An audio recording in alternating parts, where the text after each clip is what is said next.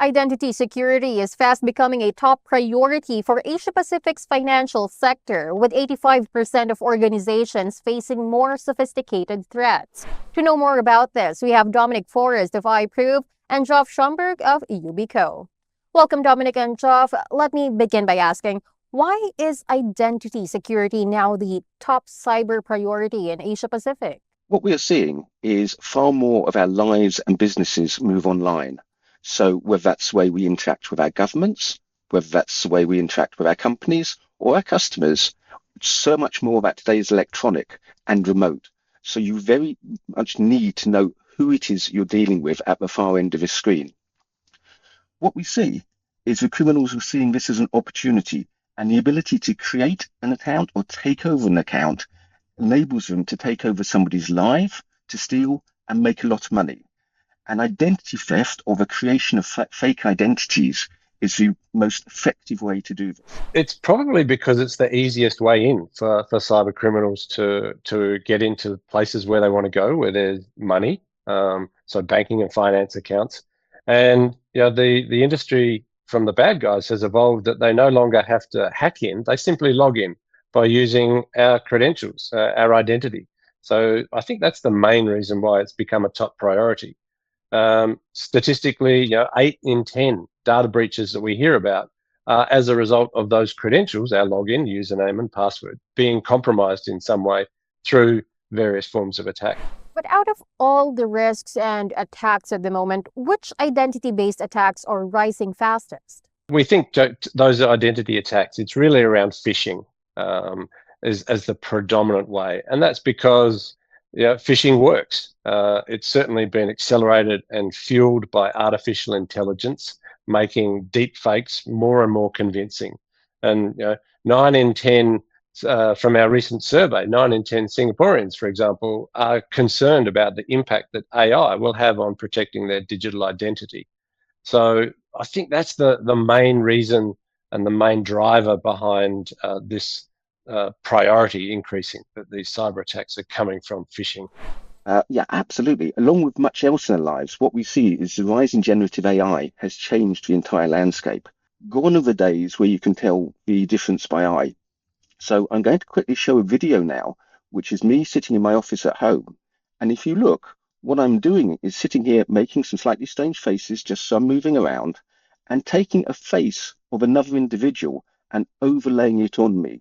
So what you will see is me appearing as a number of different people while continuing to be able to converse, move around the screen, take on and off my glasses, and do whatever else it is I'm being asked to do on that call. That allows me to pretend to be somebody else very effectively. If we look at APAC specifically, there's been two relatively recent cases, one in Hong Kong and the other in Singapore, where chief financial officers of companies end up transferring very large sums of money to criminals while thinking they were talking to their chief executive or members of the board. So the criminals were able to convince the CFO that actually they were talking to somebody who they work with on a regular basis, their boss, and actually get the funds transferred. In Hong Kong, the money was actually lost. In Singapore, fortunately, the banks were able to claw the money back, so no financial harm was done. So, what exactly are we lacking? Why are traditional controls failing against these newer tactics? Yeah, traditional controls were based on the technology and the types of attacks that people were seeing a year or 2 years ago. Generative AI has changed that. So if I was trying to spoof something 5 years ago, I'd probably play a pre-recorded video. What I couldn't do was appear on a video call and modify myself in real time and interact as if I was a human being in a way where the quality is such that the other people can't tell. So many of the tools are set up to defend against that, to defend against photos or videos being held in front of a camera. What they weren't set up was for hyper-realistic deepfakes, which could walk, talk, and interact in exactly the same way as I am now on this call. To do that, you have to use generative AI. You have to use AI to battle that threat.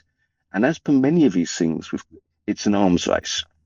So using AI to detect the AI is the only way to protect companies.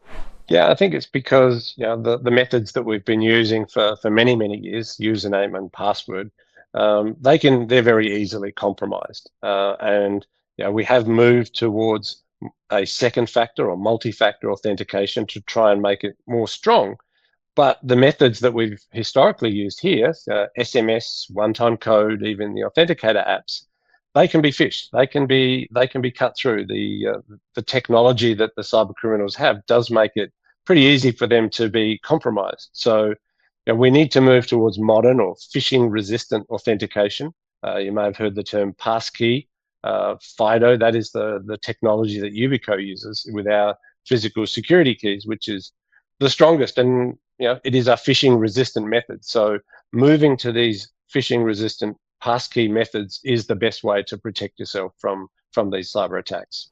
Thank you so much for joining us today and for sharing your insights, Dominic and Jeff. It's been a pleasure. Thank you for having me. Thank you. Once again, those were Dominic Forrest, Chief Technology Officer at iProve, and Jeff Schomburg, Regional Vice President for APJ at Yubico. For more news, visit asianbankingandfinance.net.